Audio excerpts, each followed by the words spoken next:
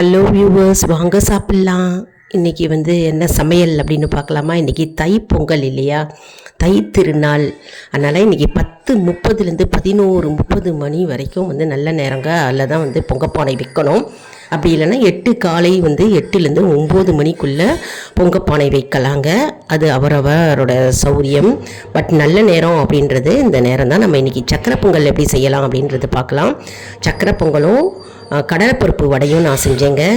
அதாவது முதல்ல அரிசி 1.5 கப்பு அரிசி எடுத்துட்டு பைத்தம்பருப்பு 1/4 கப்பு எடுத்து நல்லா வாஷ் பண்ணி வச்சுருந்தேன். அப்புறம் வெங்கலப்பானையில் நல்லா சூரிய பகவானை வரைஞ்சி மஞ்சள் போட்டு நல்லா கட்டணும். நல்லா கட்டிட்டு மங்களகரமாக மஞ்சள் குங்குமம் இடணுங்க. அந்த பானைக்கு இட்டுட்டு நம்ம பாலும் தண்ணியும் சேர்த்து நல்லா கொதிக்க விடணுங்க.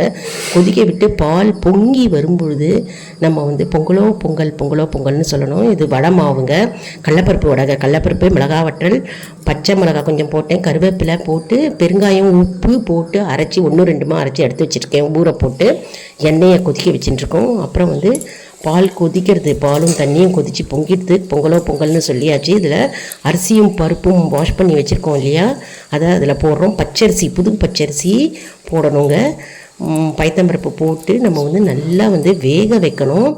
ரொம்ப அருமையாக இருக்கும். இதில் பொங்கப்பானையில் நம்ம செஞ்சு சாப்பிட்டோம், பொங்கல் செஞ்சு சாப்பிட்டோன்னா ரொம்ப டேஸ்ட்டு சூப்பராக இருக்குங்க. குக்கரில் செஞ்சால் வேறு மாதிரி டேஸ்ட்டு, மற்றும் கறி அடுப்பில் செஞ்சால் வேறு மாதிரி டேஸ்ட்டுங்க. கடலப்பருப்பு வடையை நம்ம தட்டி இதில் போட்டுட்டோம். பருப்பு வடை ரொம்ப விசேஷம் இல்லையா இன்றைக்கி தை திருநாளில். அதனால் கடலப்பருப்பு கருவேப்பிலை போட்டு 1-2 கடலப்பருப்பு இருக்கும். நம்ம நல்லா தட்டி எண்ணெயில் போட்டு நம்ம பொரித்து எடுக்கிறோம். இப்போது நம்மளுடைய அருமையான வடை ரெடிங்க. கடலப்பருப்பு வடை ரெடி. அப்புறம் பால் பொங்குது பாருங்கள். பொங்கும்போது பொங்கலோ பொங்கல்னு சொல்லணும். நம்ம வீட்டில் நல்ல அதிர்வலைகள் ஏற்படும். மற்றும் பொங்கும்போது நம்ம அரிசியும் பைத்தம்பருப்பும் அதில் போட்டுட்டோம். இப்போது நம்ம இதில் வெல்லம் போட்டுக்கிறோம்.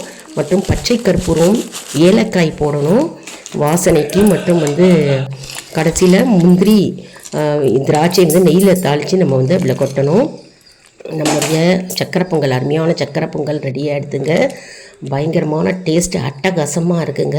ரொம்ப ஈஸியாக செஞ்சிடலாம். பேச்சுலர்ஸ் செஞ்சு சாப்பிட்ணும் அப்படின்னா நீங்கள் செஞ்சு சாப்பிட்லாம். பேச்சுலர்ஸ்க்கு ரொம்பவே யூஸ்ஃபுல்லாக இருக்கும். மற்றும் நியூலி மேரிடி கப்பிள்ஸ் இருக்கீங்க பார்த்தீங்களா, சமையல்னால் என்ன அப்படின்னு தெரியாதவங்க இருக்கீங்களா, அவங்களுக்கு இது யூஸ்ஃபுல்லாக இருக்கும். நம்ம சேனலை லைக் பண்ணுங்கள், ஷேர் பண்ணுங்கள், சப்ஸ்கிரைப் பண்ணுங்கள்.